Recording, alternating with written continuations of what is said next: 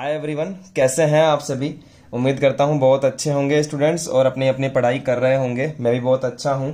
और चलिए स्टूडेंट्स, बात करते हैं आज के लेक्चर के बारे में। बिना कोई टाइम वेस्ट करे हम स्टार्ट करते हैं। तो देखिए स्टूडेंट्स, पिछले वाले लेक्चर के अंदर हमने बात कर ली थी आपसे फुलरीन के बारे में, ग्रेफाइट के बारे में और डायमंड के बारे में। These are the allotropes of carbon. ठीक है, आज हम बात करने वाले हैं स्टूडेंट्स कुछ और ऑर्गेनिक कंपाउंड्स के बारे में जो हमारे डेली लाइफ में यूज होते हैं और कार्बन से बने हुए होते हैं। टॉपिक का नाम है some other important organic compounds used in daily life. Students, कुछ और कंपाउंड्स होते हैं जो हमारी डेली लाइफ में यूज होते हैं और कार्बन से बने हुए होते हैं। देखिए, दो कंपाउंड है हमारे आपके कोर्स के अंदर। जो पहला है उसका नाम है स्टूडेंट्स CFC। ठीक है, दूसरा है वो है LPG। आपके घरों के अंदर जो सिलेंडर यूज होता है उसमें LPG गैस आती है। आज हम उसके बारे में पढ़ने वाले हैं। ठीक है, और CFC क्लोरोफ्लोरोकार्बन, क्या जी, क्लोरोफ्लोरोकार्बन, इसके बारे में ही पढ़ने वाले हैं। आपके घर के अंदर जो फ्रिज यूज होता है उसमें क्लोरोफ्लोरोकार्बन गैस यूज की जाती है। तो दो कार्बनिक कंपाउंड, दो ऑर्गेनिक कंपाउंड्स हमारे पास में है। सबसे पहले स्टूडेंट्स हम बात करने जा रहे हैं यहाँ पर क्लोरोफ्लोरोकार्बन के बारे में। क्या जी, क्लोरोफ्लोरोकार्बन। ठीक है स्टूडेंट्स, क्लोरोफ्लोरोकार्बन। ठीक है, इसको हम लोग फ्रेऑन भी बोलते हैं। क्या बोलते हैं? फ्रेऑन भी इसी का नाम है। सबसे पहले आप जानिए कि क्लोरोफ्लोरोकार्बन का जो फॉर्मूला होता है वो क्या होता है। देखिए स्टूडेंट्स, कार्बन है यहाँ पर, तो कार्बन की 4 वैलेंसीज होती है, इतना तो आपको पता है। 3 वैलेंसीज पर तो क्लोरीन जुड़ा हुआ होता है CCl3 और 1 पर जुड़ा होता है फ्लोरीन। तो इसका फॉर्मूला बन जाता है स्टूडेंट्स CCl3F। ये फॉर्मूला है जो आपको याद रखना है। ये क्लोरोफ्लोरोकार्बन का, क्लोरोफ्लोरोकार्बन, ये कार्बन है यहाँ पर CCl3, इस तरह से लिखेंगे। ठीक है, CCl3, ये क्लोरोफ्लोरोकार्बन का फॉर्मूला है स्टूडेंट्स। ठीक है, इसकी थ्योरी क्या लिखेंगे हम कि थ्योरी में स्टूडेंट्स हम लिखेंगे, जो पहला पॉइंट है हमारा थ्योरी के अंदर वो है कि हमने अभी तक एल्केन पढ़ लिया। एल्केन पढ़ लिया ना स्टूडेंट्स। एल्केन के अंदर क्या होता है? सिंगल बॉन्ड होता है, सिंगल बॉन्ड होता है। तो स्टूडेंट्स यहां पर भी देखिए सिंगल बॉन्ड है, Cl Cl Cl और Cl। पोली क्लोरोफ्लोरो जो एल्केन होते हैं, पोली का मतलब है बहुत सारे, पोली का मतलब होता है स्टूडेंट्स क्या? बहुत सारे। पोली Cl Cl जुड़ा हुआ है तो chloro, poly chloro fluoro, poly chlorofluoro alkanes are called freons. देखिए एग्जैक्टली नोट्स बता देता हूं आपको मैं, मेरे पास में एग्जैक्टली नोट्स हैं, ये लिखना है आपको। ठीक है, कि पोली क्लोरोफ्लोरो एल्केन्स आर कॉल्ड फ्रेऑन्स। दूसरा पॉइंट देखिए क्या है कि when chlorine fluorine on combination with carbon, जब क्लोरीन और फ्लोरीन कार्बन के साथ में कंबाइन होते हैं with carbon atom, form a compound, तो एक कंपाउंड बनाते हैं जिस कंपाउंड का नाम है स्टूडेंट्स क्लोरोफ्लोरोकार्बन। ठीक है, समझ में आई लाइन। और तीसरी लाइन है कि CFC इज कॉल्ड फ्रेऑन, इसको हम लोग फ्रेऑन भी बोलते हैं। अब जैसे सेकंड लाइन है कि बनता कैसे है, जब क्लोरीन और फ्लोरीन कार्बन के साथ में अटैच होते हैं तो क्या बनता है? क्लोरोफ्लोरोकार्बन बनता है। आप यहां पर डायग्राम दे सकते हैं, ये रहा Cl, ये रहा Cl, ये रहा Cl और ये रहा F, CCl3F। ठीक है, ये देखिए डायग्राम। चलिए अब हम बात करते हैं स्टूडेंट्स प्रिपरेशन ऑफ फ्रेऑन की। प्रिपरेशन कैसे होती है, फ्रेऑन बनता कैसे है। जब भी स्टूडेंट्स कार्बन टेट्राक्लोराइड, CCl4 को क्या बोलते हैं? Cl Cl Cl and Cl, इसका नाम है स्टूडेंट्स कार्बन टेट्रा।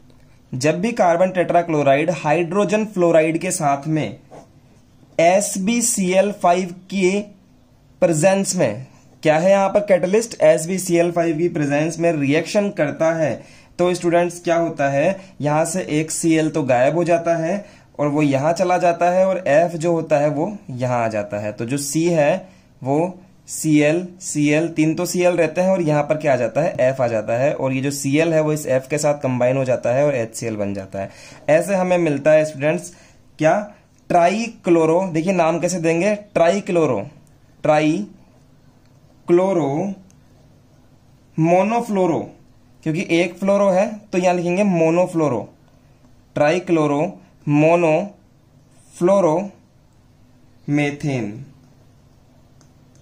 मेथेन, ये नाम है ट्राइक्लोरो मोनोफ्लोरोमेथेन, और ये है हाइड्रोक्लोरिक एसिड। तो इस तरह से हम लोग बना सकते हैं CFC को, इसको हम लोग क्लोरोफ्लोरोकार्बन भी बोलते हैं स्टूडेंट। समझ में आया आपके? क्लोरोफ्लोरोकार्बन भी इसको बोला जाता है। अब चलिए इसकी थ्योरी लिखते हैं हम लोग। देखिए प्रिपरेशन ऑफ फ्रेओन, सबसे पहले हमने रिएक्शन दे दी CCl4 प्लस HF, SbCl5 की प्रेजेंस में CCl3F बन गया प्लस HCl बन गया। नाम दे देते हैं यहाँ पर ट्राई क्लोरो मोनोफ्लोरोमेथेन, और इसको हम लोग फ्रेओन 11 भी बोलते हैं। फ्रेओन 11 कैसे लिखा है अभी जब नाम लिखना सिखाऊंगा तो जब सिखाऊंगा कि इसको फ्रेओन 11 कैसे कहा है मैंने। ठीक है एवरीवन। उसके बाद आप देखिएगा थ्योरी कैसे लिखेंगे इसकी थ्योरी देखिए कि फ्रेओन 11, इसका नाम है फ्रेओन 11, कि फ्रेओन 11 is obtained by reaction of carbon tetrachloride. बस इस रिएक्शन को लिखना है आपको लैंग्वेज में, by reaction of carbon tetrachloride. कहां गया इसका आगे का, ये देखिए, रिएक्शन ऑफ कार्बन टेट्राक्लोराइड यानी कि CCl4 and hydrogen fluoride HF in the presence of SbCl5। बस जो रिएक्शन आपने लिखी थी उस रिएक्शन को हमें लैंग्वेज में लिखना है स्टूडेंट। समझ गए बात को? Same to same.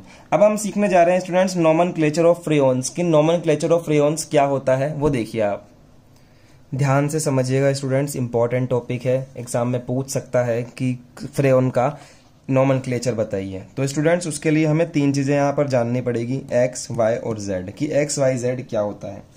देखिए X होता है number of carbon atoms in freon -1, carbon atom जितने भी है उसमें से -1। नेक्स्ट बात देखिए Y क्या होता है स्टूडेंट्स, कि नंबर ऑफ हाइड्रोजन एटम +1, जितने भी हाइड्रोजन एटम होंगे उसमें +1 ऐड कर दीजिए। और Z होता है students number of fluorine atoms present in freon molecule. ठीक है, नंबर ऑफ फ्लोरीन एटम, जितने उसमें फ्लोरीन है वो उनकी numbers present in freon molecule. अब समझिए स्टूडेंट्स क्या करना है हमें। जैसे कि मैं आपको 3-4 नाम देकर बताता हूं यहां पर कि मैं कैसे नाम देता हूं, समझ रहे हैं? देखिए स्टूडेंट्स, आपके पास में मोलिकुलर फॉर्मूला दिया जाएगा एग्जाम में। क्या दिया जाएगा? मोलिकुलर फॉर्मूला दिया जाएगा। जैसे कि आपको दे दिया CFCl3 आपको दे दिया स्टूडेंट्स CF2Cl2। ठीक है, और 2 नाम और बताऊंगा आपको। तो स्टूडेंट्स इसका नाम लिखना है आपको फ्रेओन का, कि इसका नाम कैसे लिखेंगे। तो देखिए X क्या होता है, number of carbon atoms in freon -1। इसमें कार्बन एटम कितना है? 1, और 1 में से 1 लेस कर दो, 1 - 1 = 0। Y क्या होता है, नंबर ऑफ हाइड्रोजन एटम +1। इसमें हाइड्रोजन एटम कितना है स्टूडेंट्स? एक भी नहीं है, तो 0 + 1, हाइड्रोजन एटम +1, तो कितना आया स्टूडेंट्स? 1। Z क्या है, नंबर ऑफ फ्लोरीन एटम्स। इसके अंदर नंबर ऑफ फ्लोरीन एटम्स जो है वो कितने हैं? Number of fluorine atoms 1। तो आपको नाम कैसे लिखना है स्टूडेंट्स? ऐसे लिखना है आपको फ्रेओन 011 और बीच के अंदर ये लगाना है स्टूडेंट्स। तो क्या हुआ ये? फ्रेओन 11।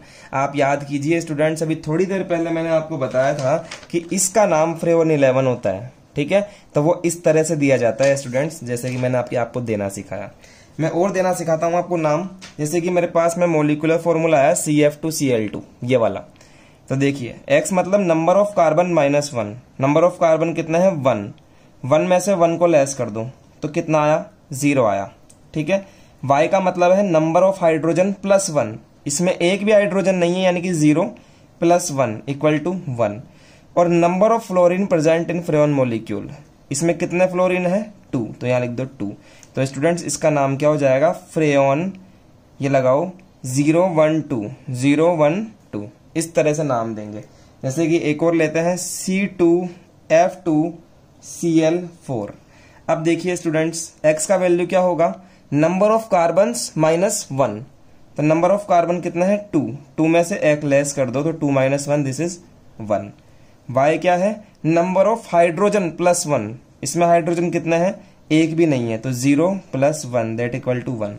इसमें फ्लोरीन कितना है 2, तो यहां लिखेंगे 2। तो स्टूडेंट्स नाम क्या हो जाएगा फ्रेऑन 112, ठीक है, फ्रेऑन 112। अब जैसे मैं लास्ट का दे रहा हूं आपको C2F3Cl3, यस एवरीवन। x का वैल्यू जितने कार्बन है उससे एक कम, तो कार्बन है 2 - 1 = 1। समझ में आया। y क्या है students number of hydrogen atom +1, इसमें हाइड्रोजन कितना है 0 + 1 = 1। समझे। अब देखिए z क्या है number of fluorine atoms, fluorine कितना है 3, तो हम नाम क्या लिखेंगे फ्रेऑन 113।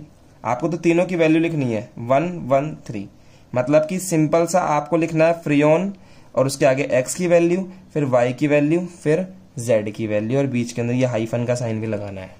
ठीक है स्टूडेंट्स, तो इस तरह से हम लोग फ्रेऑन का नामकरण नोमेनक्लेचर करते हैं। चलिए अब बात करते हैं स्टूडेंट्स यूजेस ऑफ फ्रेऑन्स के, कि यूजेस क्या क्या होते हैं फ्रेऑन के बारे में आपने सीख लिया फ्रेऑन। देखिए स्टूडेंट सबसे पहला तो फ्रेऑन का जो यूज होता है वो आपके फ्रीजर के अंदर होता है, जो आप फ्रीजर घर में यूज करते हो ठंडा करने के लिए चीजों को। तो दूसरा देखिए पहले तो यूज्ड एज कूलेंट, जो ठंडी करने की गैस होती है वो फ्रेऑन होती है in refrigerators, air conditioners and cold storages. ठीक है। यूज्ड इन हेयर स्प्रेज, जो हेयर का स्प्रे होता है पार्लर वगैरह में यूज होता है, वहां पर भी फ्रेऑन यूज होती है। तीसरी बात है students used in form of non reaction solvent, एक ऐसा सॉल्वेंट जो रिएक्शन नहीं करता है, वो सॉल्वेंट बनाने के लिए भी फ्रेऑन का यूज होता है। जैसे सॉल्वेंट का मतलब वो होता है स्टूडेंट्स, जैसे कि आपने वाटर लिया, समझिए ध्यान से, वाटर प्लस शुगर, आपने वाटर प्लस शुगर लेकर एक सॉल्यूशन बना दिया, तो आप मुझे बताओ कि पानी शुगर को घोल रहा है या फिर शुगर पानी को घोल रही है। ऑब्वियसली पानी ज्यादा है तो पानी शुगर को घोलेगा। तो जो इंसान जो चीज अपने आप के अंदर घोलती है ना, उसको हम लोग सॉल्वेंट बोलते हैं स्टूडेंट्स। क्या बोलते हैं? सॉल्वेंट बोलते हैं। अब जैसे जब ये घुलेगा पानी शुगर के साथ में तो सॉल्यूशन बनाएगा, लेकिन अगर ये घुले ही नहीं तो इसको हम बोलेंगे नॉन रिएक्शन सॉल्वेंट, कि मतलब घुलता ही नहीं है। ठीक है, तो नॉन रिएक्शन सॉल्वेंट बनाने के लिए भी फ्रेऑन्स का यूज किया जाता है स्टूडेंट्स। चलिए हम देखते हैं नेक्स्ट कंपाउंड हमारा, और उसका नाम है स्टूडेंट्स CNG। ठीक है, कंप्रेस्ड नेचुरल गैस। या आपने नाम नहीं सुना होगा या सुना होगा, बहुत अच्छी बात है। मैं आपको बता देता हूं कि CNG क्या होती है। आजकल जो टैक्सीज वगैरह चलती है, टैक्सी चल गई है ना, और ऑटो वगैरह चल गए, तो उनके अंदर जो सिलेंडर होता है गैस का, वहां पर हमें CNG यूज कर, कई जगह पर यूज होती है सिलेंडर्स के अंदर, जहां ऑटो या फिर टैक्सी वगैरह में। कंप्रेस्ड नेचुरल गैस का जो फॉर्मूला होता है वो याद रख लीजिए CH4, इसको हम मेथेन भी बोलते हैं। हम पढ़ चुके हैं ये बात, आपसे पूछ ले एग्जाम के अंदर कि CNG का फॉर्मूला बताइए तो CH4 मेथेन होता है फॉर्मूला। तो फर्स्ट लाइन यही है कि compressed natural gas is mainly contains, is नहीं है यहाँ पर, gas mainly contains methane and some other hydrocarbons. Methane तो होता ही है और सम अदर हाइड्रोकार्बन्स भी होते हैं। ठीक है, नाम वैसे CH4 ही दिया जाता है मेनली। नेक्स्ट पॉइंट क्या कहता है? नेक्स्ट पॉइंट ये कहता है स्टूडेंट्स कि जो CNG होती है उसके अंदर कार्बन की जो परसेंटेज होती है वह बहुत कम होती है। समझिए बात को, सुनिए कि कार्बन की परसेंटेज जो होती है वो बहुत कम होती है CNG के अंदर। इस कारण से जब आप इसको जलाते हो, कंबशन करते हो, देखिए कंबशन का मतलब होता है जलाना, हिंदी में याद रखो जलाना। जब आप उसको कंबशन करते हो तो उसके अंदर से CO मतलब कि कार्बन मोनोऑक्साइड और कार्बन डाइऑक्साइड दोनों की दोनों बहुत कम निकलती है। तो पॉइंट लिख सकते हैं इन CNG the percentage of carbon is less, so less amount of carbon monoxide and CO2 is produced by it's combustion.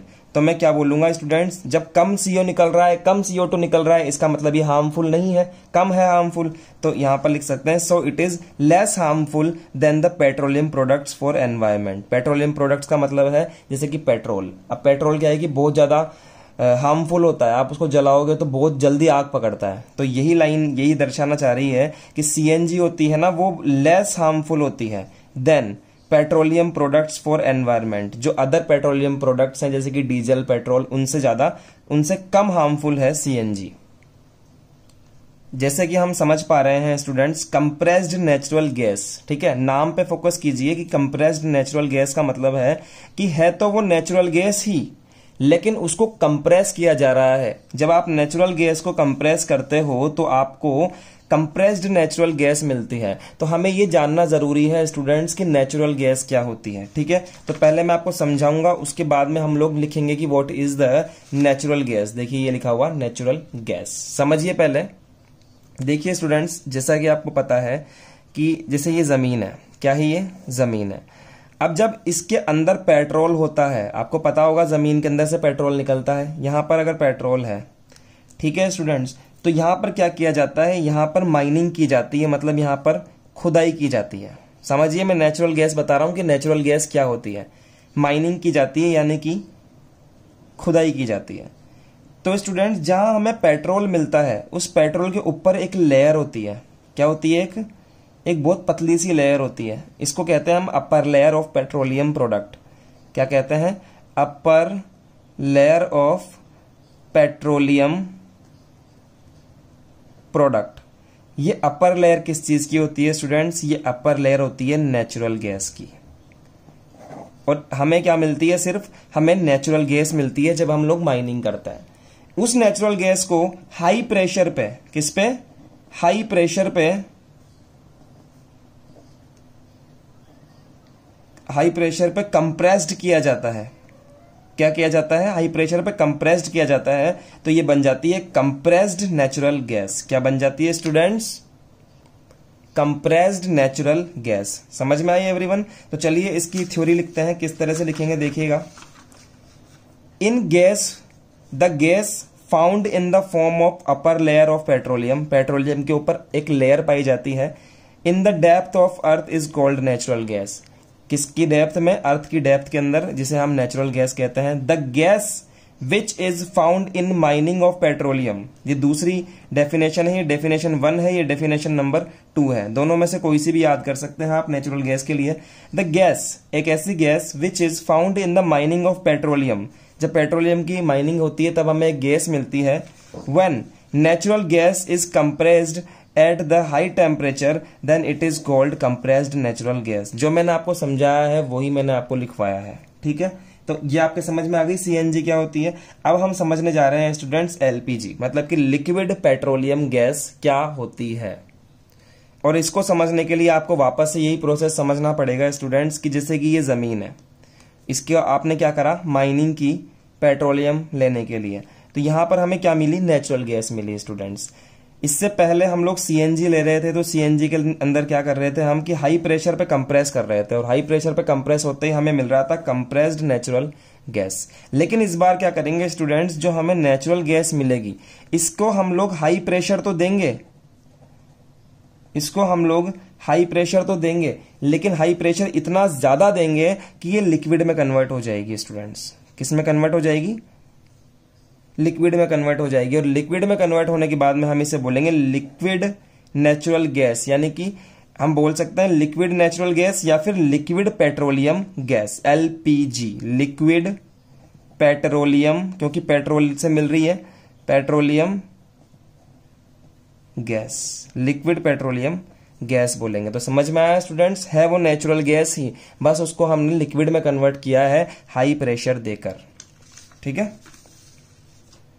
तो हम लिख सकते हैं यहां पर कि in petroleum mining the petroleum gas is to be found, हमें पेट्रोलियम गैस मिलती है। These petroleum gases are converted into the liquid by compressing at high temperature, then it is called LPG.